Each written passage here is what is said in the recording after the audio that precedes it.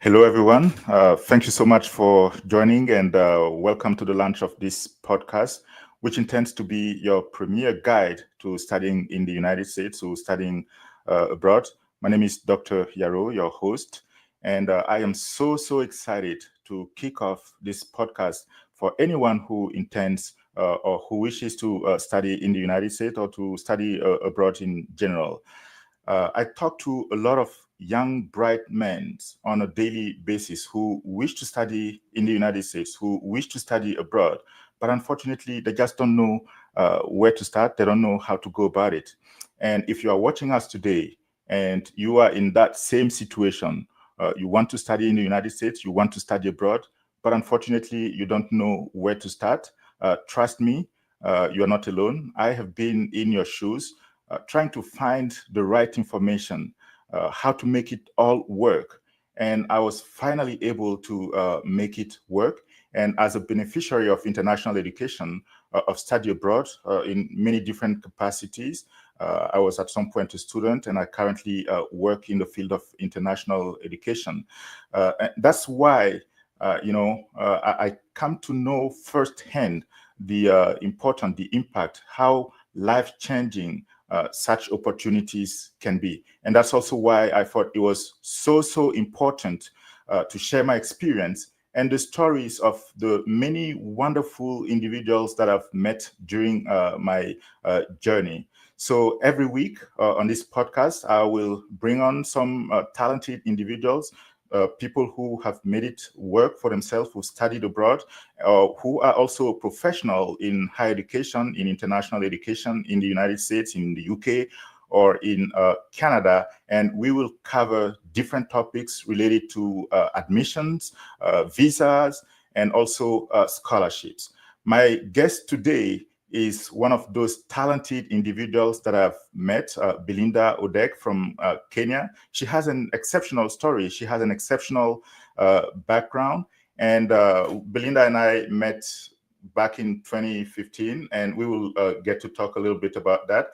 And Belinda has a wonderful story because she was able to secure a scholarship to an American university without even applying. And today, you are going to learn how she managed to do that. So stick with us till the end of this live, and you will hear from Belinda. She's full of wisdom. She has an exceptional background, as I said.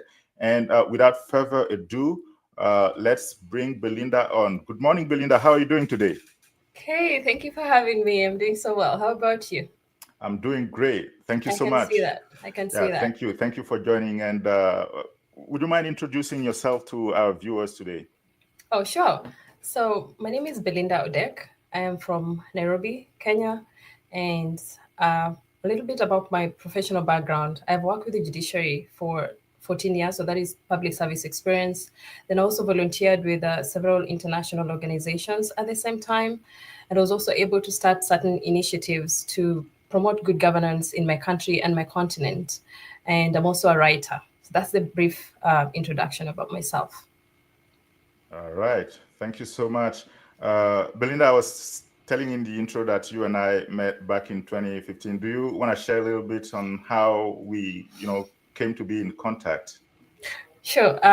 So I remember there's always there's a lot of political upheavals in Africa in different countries in the continent, and at that time there was an uprising in Burkina Faso, and I was looking for a credible source to share information that I could use to write an article about that. And I spoke to a friend of mine from the Gambia to try and get me somebody from Burkina Faso who would be able to give me credible information so I can be able to write my article from an informed perspective. And then he suggested you. Yes, Yes.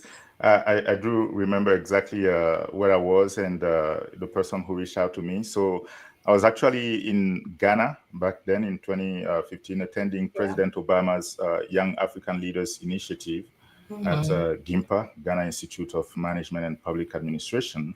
Yeah. And yes, back then, Burkina Faso was going through some political turmoil. There was a coup d'etat in 2015, and there was a resistance that was kind of going on in the country. People were opposing the coup d'etat. And I believe you were working back then with a newspaper based in South Africa, and you wanted to cover the event. And Bangura, that's the name of the person who was with me in Ghana, reached out to me and said, hey, I have this friend who is a journalist, and she's willing to cover the situation going on in Burkina Faso. And I'm like, well, sure, I can talk about that with her. And that's how we got to know each other. And since then, 2015, we've not stopped talking. And for our viewers, we haven't met in person yet. So it's been 10 years that we've known each other, that we've been talking, but we haven't met in person. Yeah, I mean, that's the fun fact. We have known each other all that while. We've been able to share a lot of things. There are projects that we've done together, and we are yet to meet in person. And I think that's incredible. That's really incredible, and that is something that we want to talk about in the course of this conversation as well. Sure, we will definitely get the chance to meet at some point now that you're somewhere in the United States as well. Well, you mentioned in your introduction that you work with different organizations in Kenya. Do you mind sharing a little bit more about the organizations you work with, and what were some of the missions of those organizations? Okay, so I'll talk a little bit about my public service experience. So I started working when I was pretty young with the government, with the judiciary of Kenya, and I was in there for 14 years. But alongside my day job, I was working some other projects. I started two initiatives, one of which is Year 4. So Year 4 stood for Young Africans for Opportunities, which we basically created to offer opportunities to young Africans, students and young professionals in internships, paid internships, unpaid internships, fellowships, scholarships in different places, in different parts of the world, but also at the same time teach them about free market principles. And then in 2019, I also started another initiative called Bridge Africa. I started Bridge Africa to, in a nutshell, promote good governance in Africa as well. But I was volunteering with a lot of organizations. If I can remember properly, I have volunteered with a total of 7 organizations, and I did end up working for one of them, which is the American Institute for Economic Research as the Africa Regional Coordinator. Great. Wow, that's so impressive. You mentioned volunteering with wide varieties of nonprofit organizations. I know that, in my country, for example, volunteering is not a common practice. Why did you find it important for you to do volunteer work with the organizations that you got to volunteer with? Well, first of all, I always say that if you want to change anything, then you have to do it yourself. Okay, you start by doing it yourself. And there are a lot of things that are going on in my country and on the continent. And I was just like, there's no better person. There's no one who's better placed to do it than us, the younger people at the time. And so I identified like-minded organizations, individuals that were running initiatives that were driving some of these missions. And I was like, why not? Why not support their work by volunteering my time, my mind, and in suggestions and solutions to some of the challenges they're trying to address in my country and in other countries on the continent. And that's why I joined them. And also the other reason why volunteering is important, why it was important to me to volunteer, is I was able to build capacity. You learn, you work with these organizations, they give you projects you work on, you write reports, you come up with strategies on how to implement some programs. They also give you an opportunity to design new programs, which I was really good at as well. And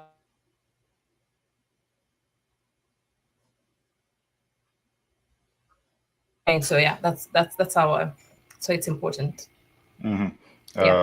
We were kind of losing you at some point, but yeah, you mentioned something that I find quite important. If you want to change something, you do it yourself. And in that same vein, I believe Gandhi is the one who said that you got to be the change you want to see in the world, right? Mm-hmm. So yeah, you've started a lot of initiatives. You studied YAFO, Young African for Opportunities, and then you studied Bridge Africa. Now, the question that I have for you is how do you do all those kind of initiatives? How do you take all those kind of initiatives? Because when I talk to young people across Africa, what I usually hear is that they don't have the funding, they don't have money to launch the projects they have, to work on the ideas that they have to start an organization. Did you have enough or any kind of financial support before launching any of those organizations that you've launched? I'll give you my best answer, okay? So always money follow ideas, okay? If you have a good idea and you put it into perspective, you are able to sell it. Then all the resources that you need in money and people will just come, okay? So I didn't think about how you're going to get money to fund the projects. I was only thinking solutions. I could see problems, and I like value addition. I was just like, how can I make it better, or how can I come up with a team to make it better, to change this for the better? And therefore, I wasn't thinking about money. Who's gonna fund this? How are we gonna get money to fund that? I was just like, you know what? Once you have a good idea and you put it into perspective, people will come and money will also come, and you'll be able to implement your programs. But after, I have to mention that shortly after we started Bridge Africa, it attracted some very good attention, and we got good funding from our friends at Bridge USA. And we were able to do, the following year, we were able to implement one of our biggest projects in Kenya, Peace Caravans, just in the run up to elections. Yes. Well, yeah, great. I know so well that, for you to start a nonprofit organization or any kind of organization, you need to build a team, and right at the beginning, as you mentioned, you did not have any funding, you didn't have any financial support to launch your initiatives. How were you able to get people to buy in your ideas and do the type of work that you intended to do with the different organizations that you've started? Okay, so first of all, you have to be very strategic about that. Okay, you're not gonna just bring people on board because they're your friends or because you know them or because they have big names already. But I was able to sell the idea to them because it was so relatable. I mean, the things that we wanted to address were issues that we all experienced at the time. The high cost of living, the police brutality, extrajudicial killings, gross violation of human rights, and a couple other challenges with policy issues and all of that. So it was easy because I simply presented existing problems to them and told them, we can actually talk about solutions to these problems. We can actually try and find solutions to these problems, and that is the project. Okay, so it was relatable to them, and then I was very strategic in identifying my team members, and which is a fun fact for Teen is actually an advisory board member to Bridge Africa as well. So you just have to know what you're doing, and it is, just make it as relatable as possible and then put it out there. It will attract the right people and it will attract the right funding. Okay, because not all funding is good, again, because somebody might give you a grant and then twist your mission. So absolutely, yes, you put together your idea, you identify the right people, you put it out there, then it will attract the right people, the people who are supposed to be on the project. But you have to vet as a visionary. You have to vet who's on your team and who shouldn't be on your team. Yeah, great point. I know that Bridge Africa operates in many different countries in Africa. How are you able to do that, and who are some of the people that work with, or where are the other branches of Bridge Africa in Africa? Okay, so let me just go back a bit and talk about why I started Bridge Africa. So Bridge Africa was started in 2019, and the reason is because in 2007, Kenya had a very bad post-election violence. Generally speaking, we usually have political tensions in the run-up to elections, during and after elections in different countries in Africa. So this is not just limited to Kenya. But in 2007, we had a very bloody post-election violence. So after that, I was just like, maybe we can actually go out there and tell people that we can be more tolerant, that we don't have to turn and kill our neighbors, fight our neighbors, chase them, or fight them because we are not in the same political party, or we don't have the same political leanings as they do, or we are not from the same tribe. And therefore, I thought, like, how about a bridge mindset, where people can come together and talk across the political spectrum, so that if you are part of the ruling party and I'm part of the opposition, we put that aside and instead we focus on the issues that affect us, all of us, like the high cost of living, the human rights violations, poor tax policies, everything that affects us, bad infrastructure. It will affect you no matter your political leaning, So that is the idea behind Bridge Africa. Teach people to be more politically tolerant, teach people to be respectful in political discussions, teach people to desist from verbal violence during political conversations, but focus more on the issues that affect us, regardless of the tribe we belong, regardless of the political parties that we are affiliated with. So if you could repeat your question again. Before I repeat the question, I just wanted to mention that's a very important work that you're doing. And, specifically at this time, we have reached a certain level of polarization in many different countries, that it is very important, for civil society organizations to organize those kind of dialogues, so that people learn to live together as human beings. Otherwise, you're just going to perish as idiots. So thank you so much for the work you're doing. So the question was, what are the different locations, the different branches that you have across Africa? Okay, so Bridge Africa is university chapter based. That's the model, okay? So we have students in different universities. We have different groups in different universities being led by chapter leaders. So these chapter leaders, they're students, they're current student, active students in those higher learning institutions. So Bridge Africa was active in 6 countries before, but now we are only active in Kenya and Ghana for different reasons, which I'm going to mention. So we were in Kenya, Ghana, Nigeria, Cote d'Ivoire, South Africa, and Tanzania. But now we are only active in Kenya and Ghana. And one of the reasons that is because, of course, you need people who understand the mission, what you're trying to do. We need different countries, different policies. Some of the issues we are trying to address are quite sensitive. And with the level of polarization, political polarization on the continent, we might not be able to sustain the organization in some countries, given the nature of the sensitivity of some of the political conversations that our student leaders were supposed to organize and have. So, and also, of course, resources are stretched. For students to put together some of these programs, they need money, which may not be sufficient, to be able to expand to many different countries at the same time. So the vision is to have Bridge Africa spread across the continent. That vision is still active, it's still there, it's still active, it's going to happen. But for now, we are really mainly operational in Kenya and Ghana.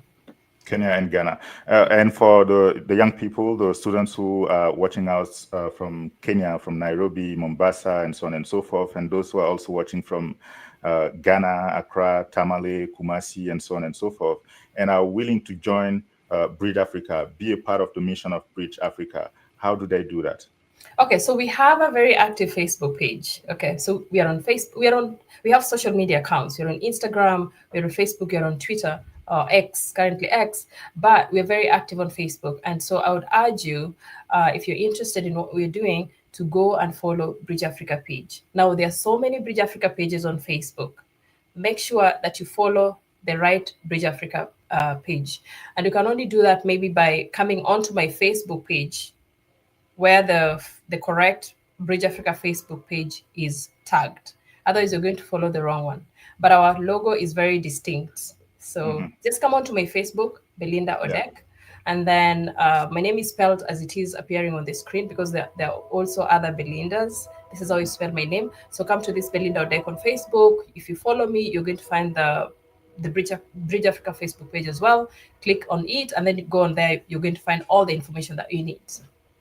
All right, great. Well, one of the key goals for this session is for us to share about the importance of building a strong profile that will allow our young students, young viewers, to get admission to universities, or to get their dreams come to realization to fruition, why or how would you, what kind of advice would you give to our viewers on building the profile, the type of profile you have? As I said earlier, you have accomplished so much at a very young age. What kind of advice would you give to our viewers so that they too can build the type of profile you've built and be successful in their academic journeys? You know what? Follow your passion. Okay. Follow your passion. Look around you and be the solution to that problem that your community is facing. That's all. Okay. Because that is what is going to drive you to volunteer your time and even your own resources in other forms, to be able to become the solution to that problem. And once you become a solution to the problem that the society is facing, then you're already building a profile. Okay. So for example, there's a problem with child trafficking in your community. You could start an initiative to address that. Identify the right people who can help you start an initiative to address that. There's a problem with water scarcity. You could find people who are willing to fund a project to bring water into your community. You're building your profile. Okay. And then building a profile is not limited to what you do, like your career, what you go to school to study, and then you get a job, and then you start building your CV. I worked here for this long, and then I was transferred here, I worked for this long. A beautiful profile is characterized by the leadership skills that you offer to your community. Okay, This is over and above what you do to build your career. Okay, the extra time you invest in making your community better, your surrounding better, coming up with ideas and implementing them to make things better for everybody, not just yourself. That right there is your profile now. Okay. So you do that with one organization, two organizations, 3, 4, 5, depending on your capacity. That is how you're going to build your profile.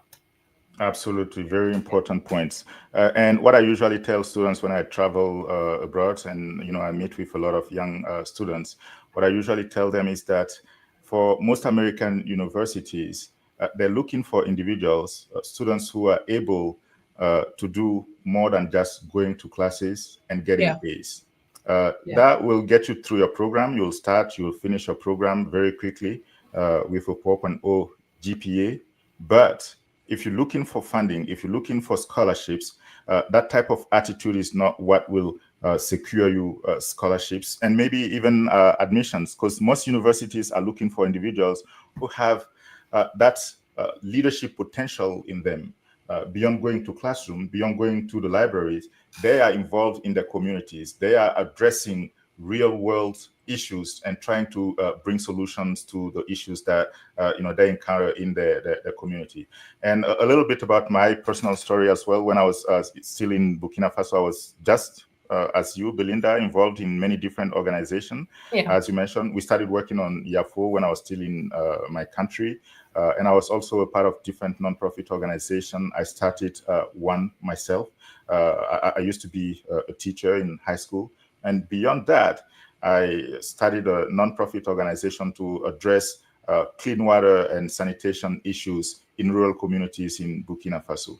And thanks to the work that we've done with different organizations and individuals in the community, we were able to end open defecation in a province of Burkina Faso, the Suru province. So, and at some point I decided to further my education. So I started looking for opportunities to study abroad, and I applied to different scholarships in the US and in Japan. And the profile that I had built, not only, getting a GPA that would allow me to get admission to a university, but I was also very much involved in the community that I was selected to be a participant in the Fulbright program. For those of you who are watching and know what Fulbright is, it's one of the most prestigious scholarships in the world. And they're usually looking for individuals who are just like Belinda, who are involved in the communities, who are solving real world issues. So that's definitely something that you want to do. And don't be what I call a triangular student. The triangular student is the type of student who goes from their dorms to the classroom, and from the classroom, they go to the restaurant, get food, they eat, and then they go back to the dorms. Those are not the places where you meet individuals who can, bring some added value to your life, to your experiences, or to your goals. So be involved. Make sure that you are involved in your communities and so on and so forth. Now, Yes. yes. Yes, I wanted to add something about the scholarships as well. So, come to think about it, Dr. Fatin, I mean, look at how much these universities are spending on the full scholarships to bring people abroad, and everything they have to pay for, everything they have to cover for you.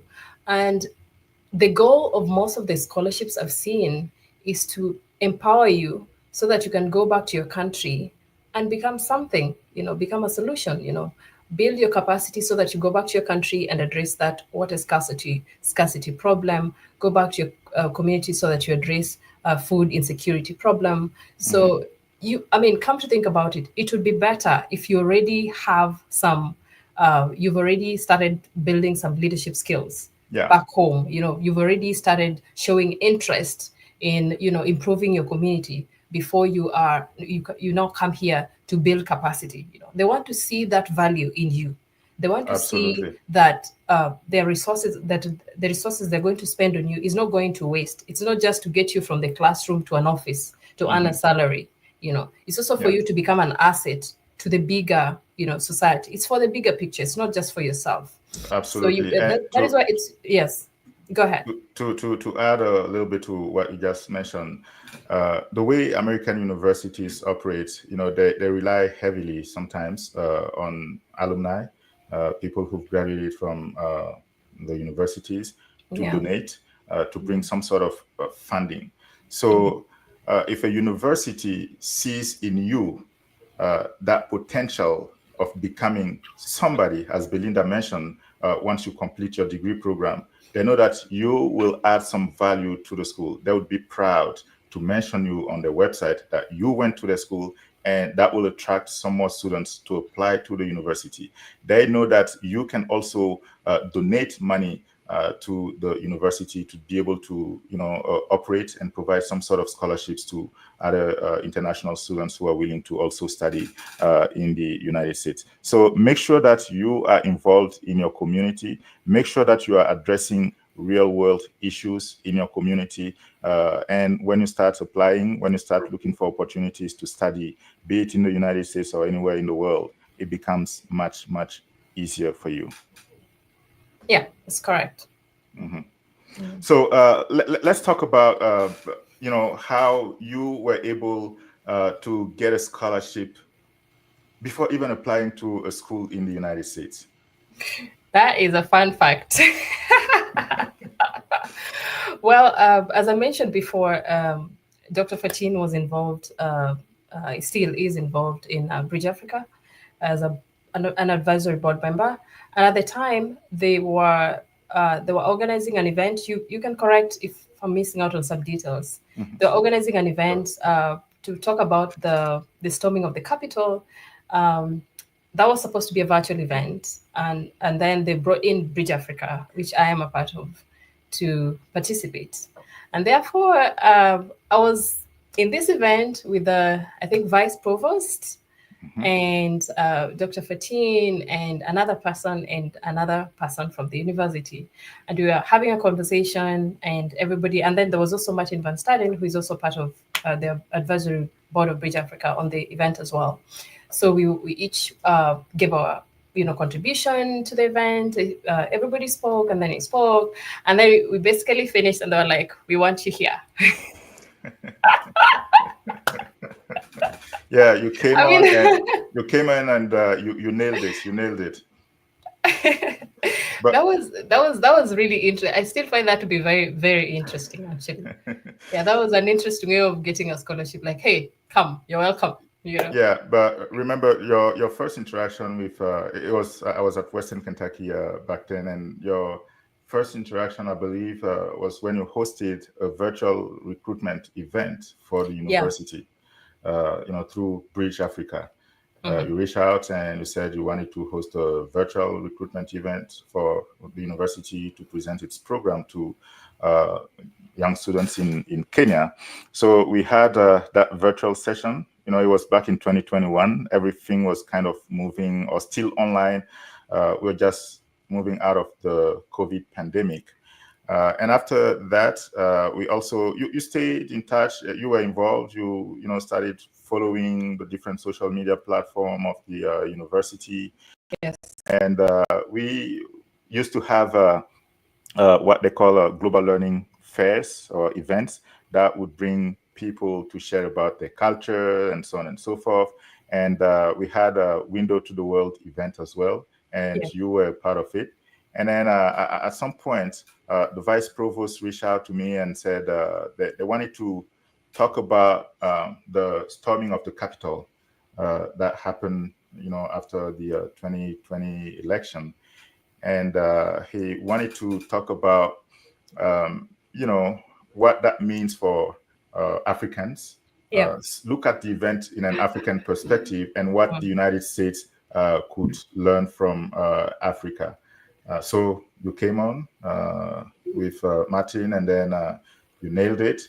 And yeah, they started asking about what your goals were, what you were doing, and asking if you were interested in studying in the US and getting a master's degree.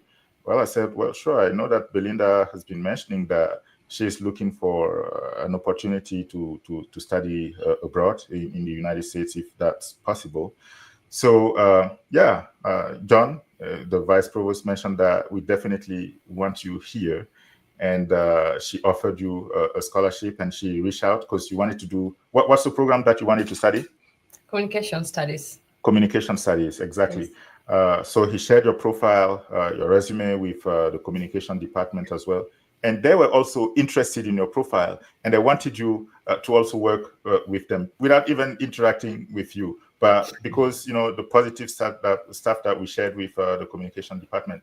So both offices, the international office and the communication department, were so excited to have you at WKU and work for them. So both offices started kind of a fight over Belinda. Yeah, I kind of felt important at the time. Yeah. And you know, as an international student, you can only work as a graduate assistant for 20 hours a week. So the agreement that, or the conclusion that they came to, was to split your hours into two. You will spend 10 hours with the international office and 10 hours with the communication department. Yeah. That's what happened back then in 2021. But Yeah. you ended up not taking the advantage. Why? And what is the message that you want to share with our viewers? Well, yeah. So, yeah, I didn't take the, I was excited about the offer. I mean, obviously, it's the Western Kentucky University and it's in the US. Definitely, you want to take that. But I didn't take it because at the time I had my hands full. And I thought, you know what, I've just started Bridge Africa. It's hardly grown. I feel like I have to be there physically for everything to run okay. And then also had a full-time job, you know, with the judiciary. Still at the time I was still working for the American Institute of Economic Research.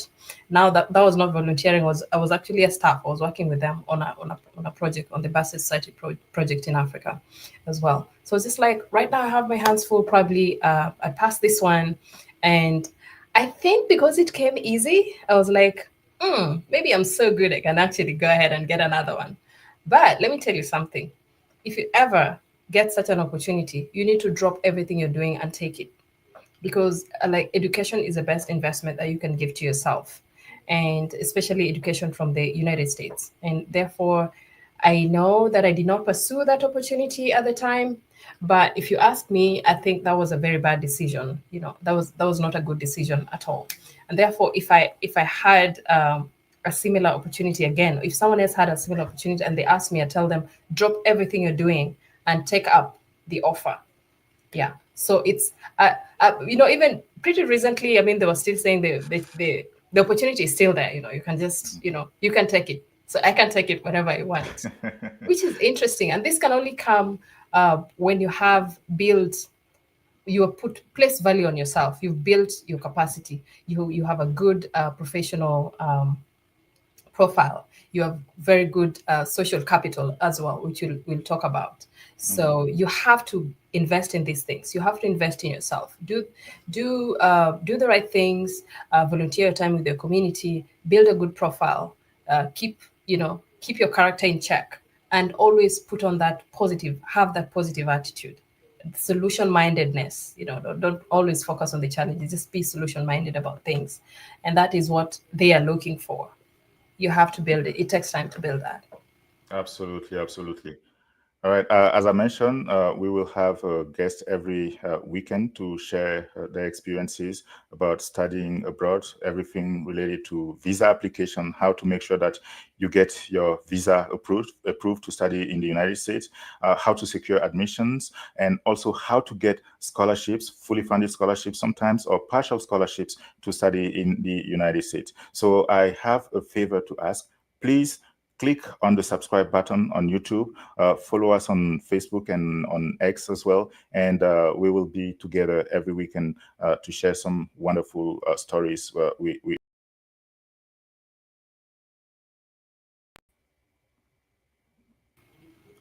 Sorry, this is a one-man show or one-man edition, and sometimes we can have some situation arise.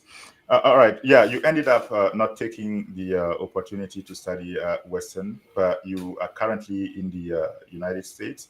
And, yes, I am. Yeah. So tell us a little bit about that. Well, so I came here for a different reason, not necessarily to study, but I've always wanted to go to grad school. Every time we have a conversation with Dr. Fatin, I always tell him that I can't wait, to get into grad school. And therefore, I came here and I secured an admission with a local university. And I'm just currently waiting to start in the fall. Yes. How were you able to secure admission? And you also mentioned, you told me that you have a scholarship to start that master's program. How were you able to do that? Share about that experience with our viewers so that they too know how to navigate that kind of system and know what to do when they're in the situation. Well, you have to know what you want first of all. What do you want to study for your graduate program? I know what I want. I'm really interested in politics, public policy, and governance. So definitely, I was just looking in those areas. And I am at Urban, and therefore I applied to an MPA program, Master of Public Administration, and I just applied, like everybody else, but I got my admission pretty fast, like almost immediately. And then they also agreed to offer a graduate assistantship as well. So I'm going to start in the fall. Okay, is that going to be a fully funded assistantship or? Yes, it's a fully funded assistantship. Yes. Wow. So who is the person that you reached out to, and how did the conversation start? Is it a faculty member in the public administration department or a staff member in the international office? Who did you connect with? Okay, so you have to be very intentional about things. I'm always like that. I went to the website of the university. First of all, as I said before, you have to know what you want. What do you want to study? Get on that program, read everything about the program, get the contacts. They have the contacts listed. Get in touch with the graduate coordinator, students coordinator. Every department has a graduate student coordinator, depending on the university. And therefore, I did that. I looked into the programs, I identified what I wanted to do. I get as much information as I needed to be able to apply, so that I apply correctly. And then I also reached out to the graduate coordinator. I did an email to her requesting for audience. I said, hey, and she happens to be called Belinda as well. Oh, okay, your namesake. So yes, so I wrote an email and I told her I'd like to meet in person. And I went to her office. We had a beautiful conversation. I shared a little bit about myself, my background, academic and professional, and she was impressed, and she was just like, we want you in our program, so go ahead and apply. So she sent me a link on email that I only had to click and start on the application. Yeah. And that's how I applied. Yes. Yeah, as I was saying in the intro, who can see your resume, your background, and deny you admission to a university with a fully funded scholarship? I don't think there's any university actually that could do that. But you mentioned some important stuff that I want to put a little bit of emphasis on. Doing your research, there are more than 4,000 universities in the United States. And depending on the type of program that you want to pursue, depending on the degree that you want to do and what you want to do career-wise, you have to choose your institution intentionally and wisely. Otherwise, you might end up being admitted to a university that is not a right fit for you. If you're interested in focusing on research, doing research, there are universities that are specialized at doing just that. Yeah. If you are more interested at learning some skills and going into the workforce, applying the things that you've learned, there are universities that are also very much specialized at that. So doing your research is very important. More than 4,000 universities. That's more than universities in Canada, UK, and Australia all combined. So you have to do your research. And as you mentioned, Belinda, reaching out to the people at the university by email, and also sharing about your background, your resume, and your intention to pursue academic curriculum at that institution is very, very critical. If you are interested in conducting or working in a specific field, you want to do research, you make sure that you look into the profile of the university and you look for faculty members who are doing some types of work that are related to the research that you two intend to do. And you reach out to that faculty member, you let them know that you've read their papers and you are interested in conducting further research on a specific point that they haven't dealt with on the article that you've read. That's where how you put yourself out there, and you attract some sort of interest to your profile so that they can secure or admit you to the university, and sometimes with funding for you to pursue your research at the university. But most importantly, do your research and make sure that you reach out to the right people at the universities. They're not going to kill you for that. Yes, and just to probably on another episode we could talk about, because I did get unconditional offers from some very good universities in the UK as well.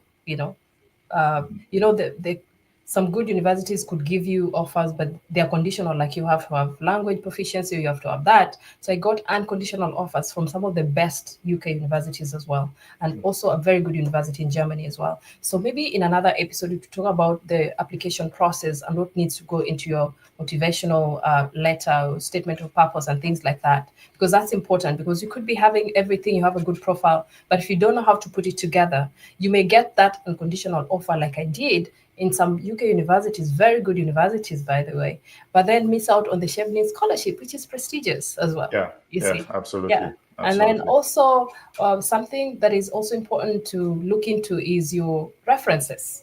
Okay. Mm-hmm. So you could have potentially secured a scholarship, but because your reference is unresponsive, guess what? You're not going to get it. You not get your scholarship, they'll award it to somebody else. Because, for example, if I list Dr. Fatina as my reference and they're reaching out to him via email and he's not responding to that email, what do you think is going to happen? It's not every time that they're going to reach out to you to let you know that your references have not responded. Yeah. They will just obviously just, move on to the next best person, the next best candidate that they have. Yeah. So we'll talk about that because that's really important as well. Oh yeah, absolutely. Make sure that your references know that you've put the names out there, and that they would be receiving emails from different universities because you've listed them as your references. So yeah, otherwise sometimes you might put names and they won't be paying attention to the emails, or they might just not respond. And also make sure that those are individuals that know you well. They can talk to your potential, to your capabilities. You don't want to list somebody who will just talk generally about you. Go online and get something and submit. Universities pay attention to that. When you were applying to your current university in Alabama, did they ask for a language proficiency score coming from Kenya? I know most universities do not ask for that, but some do. Even if you have a background, you've studied in an English-speaking country, some universities will still require that you submit a language proficiency score. Did I ask for that when you were applying to that university? Yeah, so when I first applied, of course, they did ask. It's on the website. You need to submit language scores, but it was waived for me. Eventually they said, "Oh, you don't need to submit that." Wow. So how lucky. okay,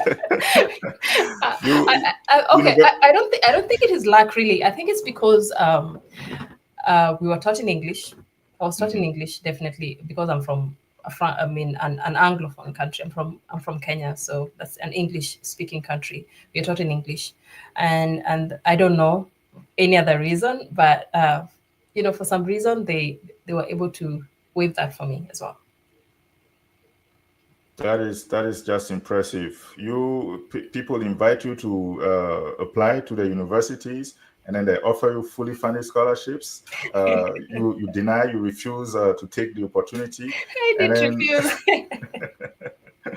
another university offers you a fully funded scholarship, and they require language proficiency scores. But because of your background, they're like, no, we don't need you to take that test. Wow, how well, maybe it's not luck, and there's also a saying that work hard and good luck will find you. So I think it's just due to everything that you've mentioned, that you've shared with us, everything that you've accomplished at a very young age so far. So yeah, kudos to Yeah, you.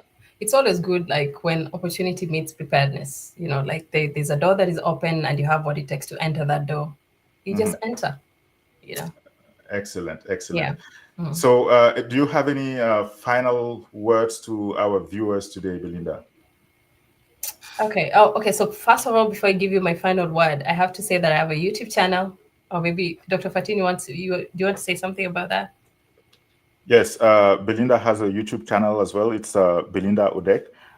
Make sure that you also subscribe to her channel, follow her on YouTube, Facebook, and X as well. Yeah, so my YouTube channel name is Belinda Odek Opportunities, BOO. And then my name on Facebook is as it is appearing now on your screen. And then also on Instagram. Same, I use my official name everywhere, even on LinkedIn as well.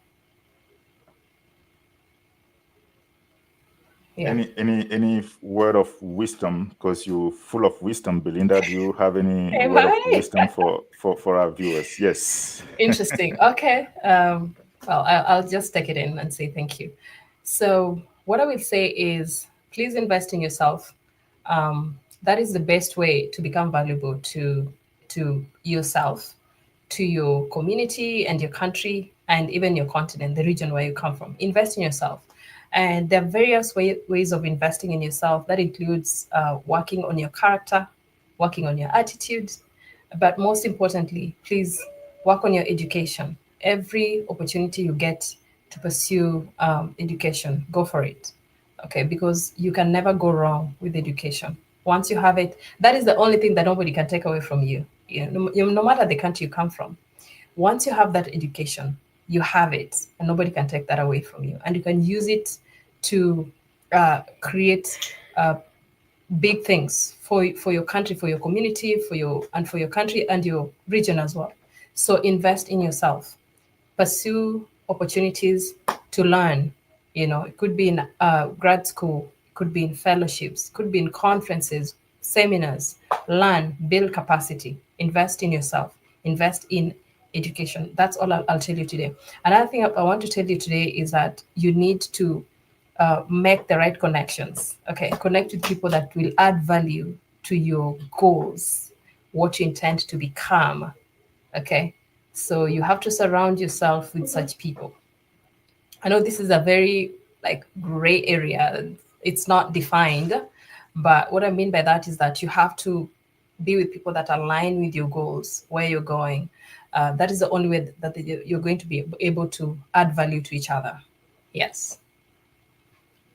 All right. Thank you so much. Thank you so much, Belinda. And also, thank you so much to all our viewers. If you like this session, please hit that subscribe button. Make sure that you follow us on Facebook and X as well. And as I mentioned, every weekend we will be live and we will bring in some talented individuals just like Belinda to share about their experiences and their expertise in the field of international education. And you make sure that you don't want to miss any of our live sessions, because your journey to study abroad starts right here on this platform. Thank you so much, and let's stay in touch. Bye-bye. Thank you, Belinda. Thank you.